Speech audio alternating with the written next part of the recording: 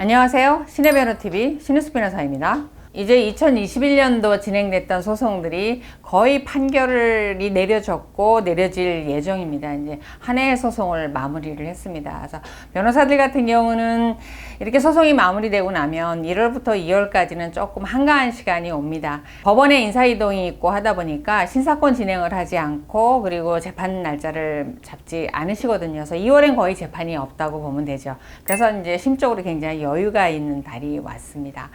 제가 실제로 소송을 하면서 보면은 전체적으로 이혼 사유와 관련해서 외도, 부정행위가 전 연령대에 있어서 30%가 넘거든요. 근데 실제로 저희가 소송을 제기를 해보면 이혼 소송을 제기하는 것 중에 한 절반, 반 정도는 이제 외도, 부정행위를 사유로 해서 소송을 제기를 하게 됩니다. 그래서 저희가 관리하고 있는 사건의 절반 정도가 유책 사유 중에서 외도가 원인인 경우입니다. 그래서 외도가 상당히 많죠. 그러다 보니까 아내가 남편을 상대로 해서 소송을 제기하거나 남편이 외도를 한 아내를 상대로 해서 소송을 제기한다 할 때 피고가 보통 2명이죠. 피고1은 내 배우자, 피고인은 상간녀와 상간남이 되는 경우가 많죠. 그러니까 소송 중에 절반은 피고가 2명이 되는 겁니다. 그러다 보니까 필연적으로 매주 법원에 가서 상대방인 상간녀와 상간남을 보게 됩니다. 근데 이 사람들이 똑같은 반응을 보이진 않아요.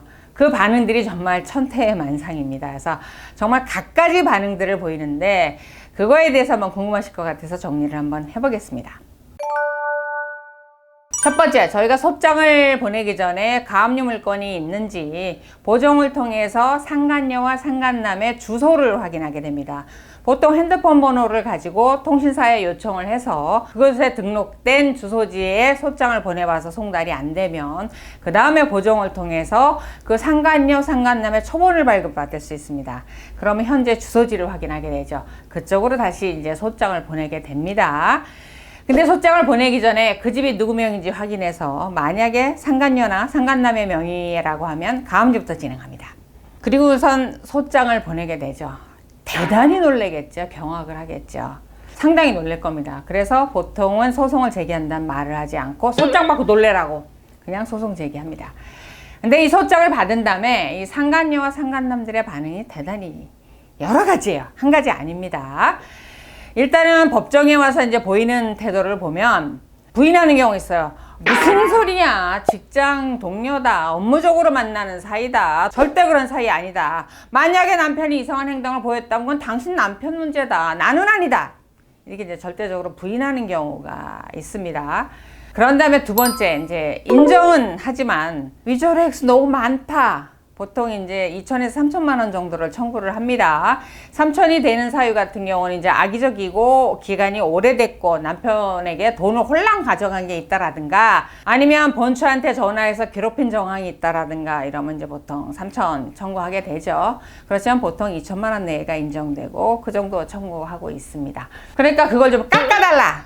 전 그런 생각해요. 아니 뭐 남의 그 배우자하고 즐거운 시간 보냈으면 그걸 돈으로 깎아달라고 할 수 있나? 그런 생각은 드는데 하여튼 깎아달라! 이렇게 이제 반응을 보이는 경우가 있습니다. 근데 그러기 위해서 본인이 자기는 돈을 못 주겠다. 깎아달라 하는 이유들을 이제 구구하게 이제 변명을 할 거잖아요. 첫 번째 가장 많은 이제 변명이 상간녀들의 변명입니다. 이 남자한테 속았어요. 전 속은 거예요. 꼬임에 넘어간 거지. 절대 제 본의가 아니었어요. 당신 남편이 나쁜 남자고 저도 오히려 피해자예요. 이렇게 주장하면서 이혼했다 그래서 난 이혼한 줄 알았어요. 그 다음에 아니면 애초에 결혼 안 했다고 했고요. 결혼해서 이혼해서 돌싱이라고 했고요. 그 다음에 저한테 이렇게 협의이혼 신청서 보여주면서 이혼 신청했다고 했어요. 이렇게 변명을 합니다. 그래서 유부남인 사실을 몰랐다 해서 이제 처음에 적극 방어를 이제 하려고 하죠. 이렇게 반응을 해서 이제 나는 돈을 줄 수 없다라는 이유를 첫 번째 유부남인지 몰랐다. 두 번째 알았지만 내가 속은 거다. 오히려 나도 피해자다. 뭐 이렇게 나오는 거죠. 이런 양태가 있고 두 번째로 글쎄요. 그들은 진짜 사랑이라고 하는데 유부남인지 알았습니다. 알았는데 본처와의 갈등이 심하고 이 사람 정신적으로 너무 방황하고 사업적으로 힘들어서 내가 이 사람을 돌보지 않으면 이 사람 죽을 것 같아서 유부남이긴 하지만 내가 돌봤습니다. 뭐 기꺼이 뭐 그에 대한 법에 의해서 어떤 결정을 내려주면 따르겠다 이런 분들이 계세요. 근데 그런 분들의 소송을 제가 한번 한 적이 있는데 표정이 정말 사뭇 진지했습니다. 그래서 그에 대해서 어떠한 비난도 할 수는 없겠더라고요. 그래서 그런 분도 있었고, 그 다음에 또 하나 정말 그 속은 상간녀들이 있어요. 물론 지금의 쭉 이 전제로선 남편이 나쁜 사람이라는 걸 먼저 전제하고 하는 겁니다. 진짜 속았다라는 분들 입장에서는 어떤 거냐면, 이혼하는 줄 알았고, 이혼 과정에 있는 줄 알았고, 그 다음에 상간녀가 자기뿐인 줄 알았고, 근데 상간녀가 5명, 10명을 넘더라. 이 사실을 알게 되면 그 상간녀들이 경악을 하죠, 경악을. 그럼 본처에게 적극적으로 먼저 연락을 합니다. 연락을 해서 당신 남편 이혼한다고 해놓고 나랑도 이렇게 그런 사이고, 나뿐만이 아니고 여자가 몇 명이고요. 그 여자들 연락처 제가 줄게요. 더 나가서 소송하세요. 제가 증인서 줄게요. 이런 경우가 있습니다. 그래서 이런 양태들을 보여서 소송과 인정과 부정에 대해서 이런 양태들을 보입니다. 그럼 두 번째로 소송이 딱 들어가서 위자료를 청구하잖아요. 그럼 어떻게 반응을 보일까? 첫 번째, 명예를 중시하는 상간녀. 그리고 명예가 정말 치명적으로 손상이 되면 자기가 직장을 잃을 위기에 있다든가 본인의 가정이 깨질 위기에 있다든가 이런 걸 우려하는 경우 저희 변호사들한테 직접 전화합니다. 상대방 변호사인 저희한테 전화해서 무조건 지급하겠다. 대신 소문만 내지 말아달라. 그래서 내가 위자료가 2천만 원인데 1,000만 원 더 얹어서 줄 테니까 이런 사실을 절대 알리지 않겠다라는 확인서 하나 받아줘라. 이렇게 요구하는 경우가 있습니다. 그렇게 되면 보통 그 위자료 합의금이 5천만 원 내외 정도까지 올라가죠. 그런 걸 확인해 줘야 된다는 입장이라고 하면 금액을 이제 높이게 되죠. 그래서 보통 일반적인 합의금보다 2배 이상으로 합의가 되는 경우가 많습니다.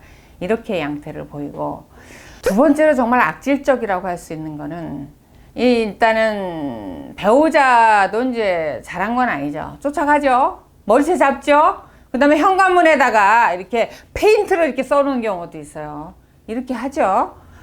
그런 경우 그분들이 뭐라 그러냐면, 나는 실제로 뭐 이렇게 많이 바람핀 것도 아닌데 그 남자가 자꾸 와서 나를 유혹을 했고 그래서 이혼했는지 알았는데 그게 아니었고, 그렇다고 본처가 와서 온 동네 와서 나를 망신시키고 뺨 맞아서 내가 멍들었어요 라고 하면서 배우자를 형사고소를 하고 그 다음에 오히려 반소를 제기해서 위자료를 반대로 청구하는 경우가 있습니다. 없을 것 같죠? 있습니다. 그렇게 청구해서 정말 치열하게 다투는 경우가 있습니다. 정말 불상사납죠. 그러니까 양심도 없고, 물론 거기 쫓아가서 때린 본처분한테 잘했다는 얘기는 아니에요. 어찌됐든 정말 저희도 경악을 하는 상황이 오게 됩니다. 이런 상황이 이제 벌어지기도 하고, 그 다음에 가장 많이 보이는 양태가 상간녀가 소송을 받았어요. 그럼 남편한테 일러요. 여보, 사실은 내가 있잖아, 어떤 남자를 만났는데 별거 아닌데 그 와이프가 오해하고 나한테 소송 제기했어. 근데 내가 오해받을 일 했어. 그러니까 당신도 마음에 상처받았잖아. 당신도 그 남편을 상대로 해서 소송해. 이렇게 하는 경우가 있습니다. 그래서 그 배우자로 하여금 이 남편에게 소송을 제기하게 해서 아내가 상간녀를 상대로 해서 소송을 하게 하는 소송도 유효하고, 남편이 상간남을 상대로 해서 소송하는 소송도 유효합니다. 상황을 이렇게 몰아가면 어떻게 돼요? 본처들 입장에서 보통은 이제 양쪽 소송 다 취하하는 걸로 해서 마무리하죠. 참 안타깝죠. 그죠? 그래서 이렇게 남편을 부추겨서 소송하게 해서 안 주고 안 받기를 이제 유도하는 상간녀들이 있습니다. 그런데 정말 얼마 전에 정말 놀라운 경험을 제가 했는데, 남녀 두 분이 방문을 했어요. 이혼 전문을 하는 변호사 사무실에 남녀 두 분이 같이 올 일은 없잖아요. 이렇게 남매지간이거나 이런 게 아닌 이상은. 여자분이 운을 띄기를 옆에 같이 온 남자분을 이혼을 좀 하게 해달라는 거예요. 그래서 이게 뭐 아는 사이고 뭐 내방하기 힘드니까 이혼이 불가피한데도 결정을 못하니까 데려왔나 보다 했더니 그게 아니고 본인이 상간녀라는 거예요.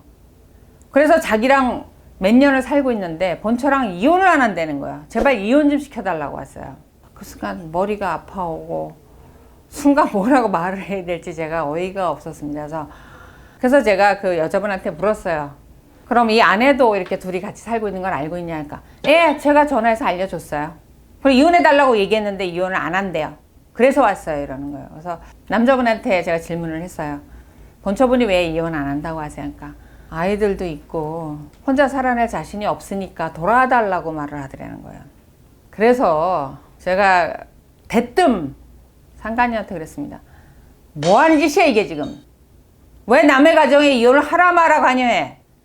본인이 외도해서 알려서 상처를 준 것도 지금 엄청난 죄인데 왜 이혼하라고 종용을 해요? 나 이런 거 못하니까 가세요 그랬어요. 그랬더니 그 상간녀가 일어나서 가면서 정말 울부짖는 소리로, 짐승 같은 소리로 저에게 소리를 질렀습니다.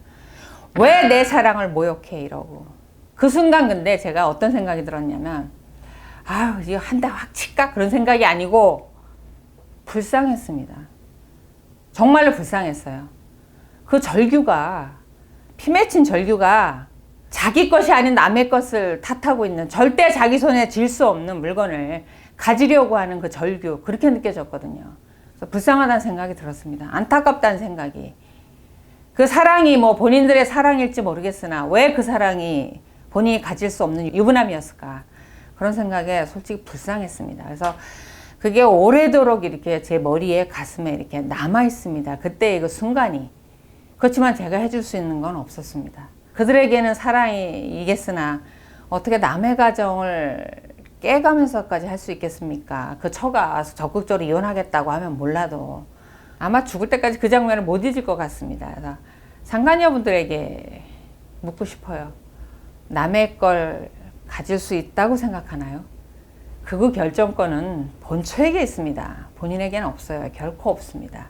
그리고 남자들이요, 본인을 사랑한다고 하지만 본처를 버리면서까지 가려고 하는 남자 그닥 그렇게 많지 않습니다. 본인의 사랑은 시한부지만 본처와의 책임감은 영원히 간다라는 거죠. 제가 볼 땐. 그래서 그런 착각 안 하셨으면 좋겠습니다. 여기서 이제 마지막으로 제가 힌트를 하나 드리고 싶은 게 있는데, 본처분들이 이제 남편이 바람을 폈을 때 찾아와서 저한테 물어보시는 질문 중에 정말 많은 게, 상간녀를 상대로 해서 소송해야 돼요? 소송하면 남편이 돌아올까요? 이렇게 물어보세요. 그럼 제가 역으로 물어봐요. 이혼하실 거예요? 안 하실 거예요? 안 하신다고 하면 하지 마세요. 왜냐고요? 그 남편의 상간녀한테 소송을 했을 때 남편의 100명 중에 100명의 반응이 겁니다. 어떻게 소송까지 할 수 있어? 너 무섭다. 남편이 바람을 펴서 내가 알았을 때 상처를 받는 것도 크지만 남편한테 그 얘기를 들었을 때는 하늘이 무너지는 느낌이랍니다. 억장이 무너지는. 아내분들이 보통 소송 제기할 때는, 이혼 소송 제기 안 하고 상간녀한테 소송 제기할 때는, 소송 제기하면 그 관계가 끊어질 거라고 생각하고는 희망을 가지고 하는 거거든요. 근데 남편한테 그런 비수가 꽂히는 말을 듣는다라고 하면 절망하겠죠. 좌절하겠죠. 그래서 만약에 이혼 소송을 할 것이 아니라고 하면 저는 상간녀 소송은 권하고 싶지 않습니다. 왜냐하면 그걸 했을 때 본인이 더 상처받게 될 테니까요. 이상 제가 상간녀 소송과 관련해서 간략히 정리를 했습니다. 그래서 상간녀 소송을 권하느냐 안 권하느냐, 상간녀들이 어떻게 반응을 보이느냐 설명을 했는데, 제가 마지막으로 이제 드리고 싶은 말씀은, 상간녀 소송을 제기한다 하더라도 그 관계가 끊어지는 경우보다는 이어지는 경우가 꽤 있더라는 거예요. 반반인 것 같아요. 끊어지는 경우는 어떤 경우냐면, 그들도 몰래 하니까 재밌지, 그게 발각되고 나면 식상하거든요. 그러니까 정리되는 경우. 그런 경우가 있고, 끊어지지 않는 경우는, 특히 두 사람이 성적으로 맞는다, 그런 말 하잖아요. 궁합이 맞는다, 이렇게 생각하는 커플들 안 떨어지더라고요. 소송 제기해도 안 떨어져요. 정리하지 않아요. 그래서 남편을 살펴봐서 상간녀의 관계가 왜 이어지는가를 관찰을 해서, 이게 소송을 제기하거나 드러났을 때 정리될 거다 하면 소송의 가치가 있죠. 필요성이 있는데, 소송을 해도 헤어지지 않고 반복해서 만날 것 같고 정리될 것 같지 않다라고 하면, 그거는 고민을 해보셔야 되고 진지하게 이혼을 고민해 보셔야 됩니다. 그래서 상간녀의 양태와 그 다음에 소송을 해야 되는가 말아야 되는가와 관련해서 간략히 제가 오늘 정리를 했습니다. 우울하시죠? 이 영상을 보는 날은 눈이 안 왔으면 좋겠네요. 오늘 영상 도움이 되셨다면 좋아요, 구독하기 눌러주시고 알림 설정도 부탁드립니다.